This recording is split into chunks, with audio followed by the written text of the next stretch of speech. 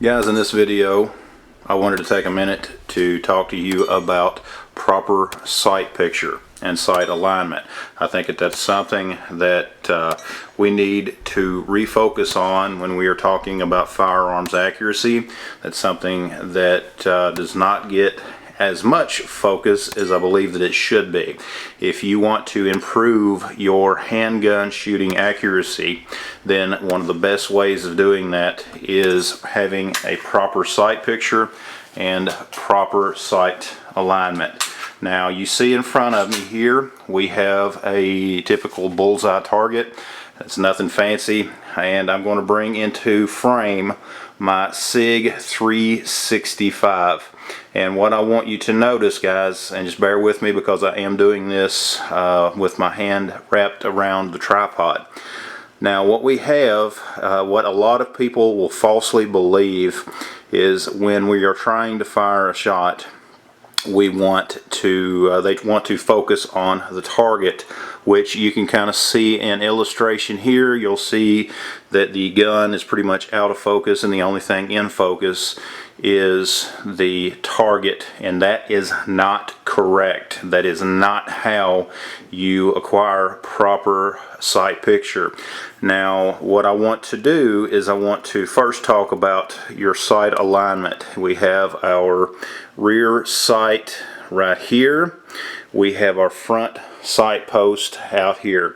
When you are talking about proper sight alignment, what I'm talking about is having that top of that front sight post even with the top of that rear sight. Now of course, me doing this with just one hand, with the way that I'm trying to do this, it's a little bit difficult to hold it perfectly still, but you can see for the most part the top post is even with the rear sight. Okay, the other thing is you want to keep an equal amount of gap on each side of that front sight post. You'll see how it appears in the viewfinder, and you know, we just want to make sure that we keep that gap as evenly as possible all through the trigger press. Now as I'd mentioned earlier, a lot of people will try to focus on the target. Other people will focus on the rear of the gun, and that is incorrect. What you want to focus on is that front sight post. Now I'm just going to show you through the lens of this camera, and basically I'm going to focus in on that front sight post, and this is the sight picture that you're going to want. You're going to want the front sight to be your main focus of your eyes. You want to have it even with that rear sight, and then you want to bisect the target where your intended shot is to hit. Okay, of course we all know that that's in the perfect world. You know, there's variations in that, and you can see with me trying to hold this gun still, it is not perfectly still, and that's something that what you want to do, you don't want to fight that wobble. You just want to try to aim through it and try to minimize it as much as possible. You know, that little bit of wobble is something that is very common, especially when you're trying to film and hold a firearm at the same time. Now just remember, focus on that front sight, and this is where good dry fire and good trigger discipline come into play. And what we can see here, there is nothing in the firearm, there's nothing in the chamber.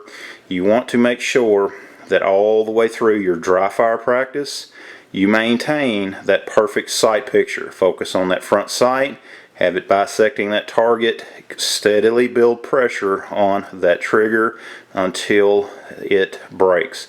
All you worry about is keeping proper sight alignment and continue to build pressure on that trigger until that shot surprises you. You will notice that it will drift one way or another, and that's where our dry fire training comes into practice. Okay, we want to do dry fire training. We want to make sure that we have proper trigger discipline.